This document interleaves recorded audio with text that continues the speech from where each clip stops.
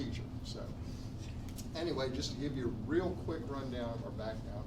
My wife and I have only been here, well, it'll be on the 27th of this month, 2 years. So we're relatively new to this area. Hopefully that will bring a different perspective and a fresh pair of eyes to the situations and the opportunities that we have here in Pittsboro. I do have some, although it's very dated, experience in city government. I did serve as a city council member and deputy mayor for Morgantown, West Virginia.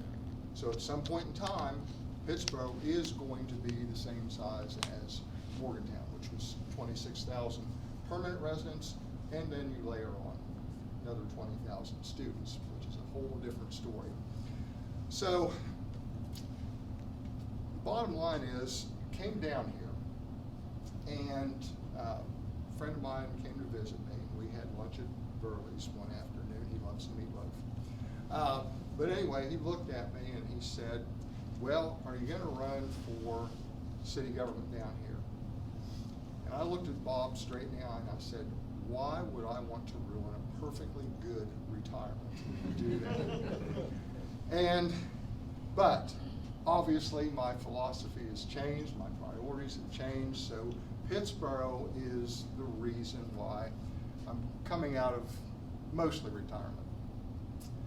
Real quick background for me, I've been a cog in corporate machines most of my life. Started out with a company that was then bought by Dominion Energy. Did an 8-year stint at St. Joseph's Hospital in West Virginia, and then finally retired from a company called First Energy, which is based out of Akron, Ohio. It's an electric utility.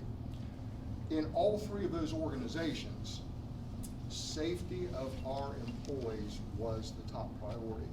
So that's why you will see on the 3 items that I'm most concerned about for Pittsboro, safety is up at the top. But once I retired, I found out that I hated it, I wasn't busy enough, so I did become an adjunct instructor for Pierpont Community and Technical College, which is back in West Virginia. Everything's online now. I will tell you that students today don't want to work for an employer. They want to start their own business, which I think is a prime opportunity for Pittsboro. I don't think the students at the community college here and at the colleges and universities around us are that much different.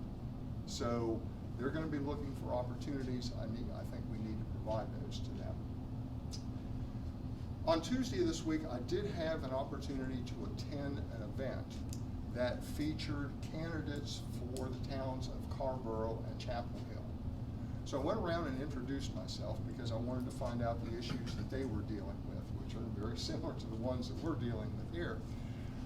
And they looked at me and they said, man, I wish I was in your shoes, because you know what's going to happen.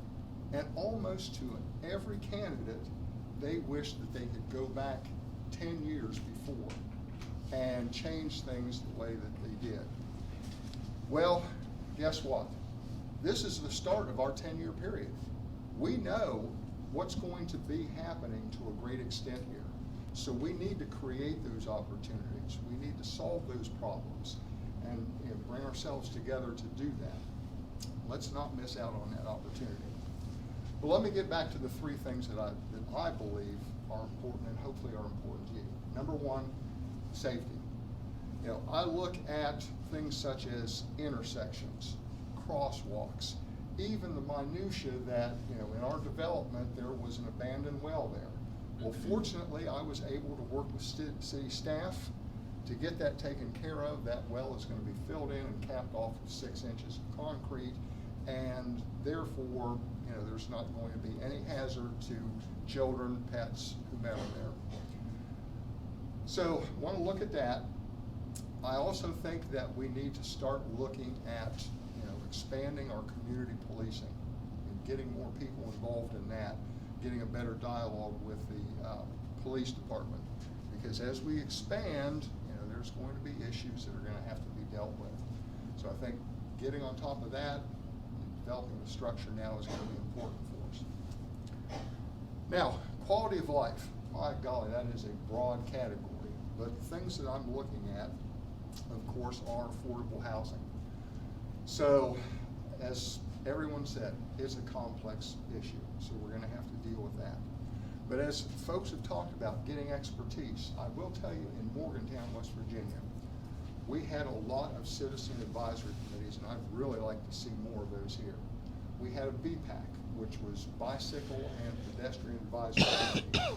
We had a Citizens Advisory Committee to the Police Department. We had a Green Team, which was an Environmental Advisory Committee to the City Council.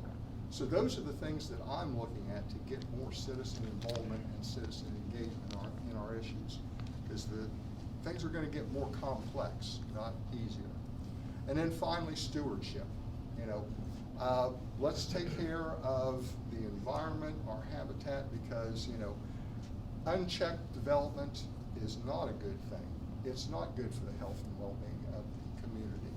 We need to have, as was said, those plans ahead of time. So I'll leave you with this. Worked for several employers, and I think I've done a good job for all those employers. I've been active in community organizations and active in the community in general, and fairly proud of the accomplishments that I've had.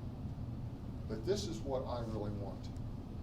I want my best work to be ahead of me. And I think with your help and your support, that we can go ahead and have that best work ahead of us. Thank you.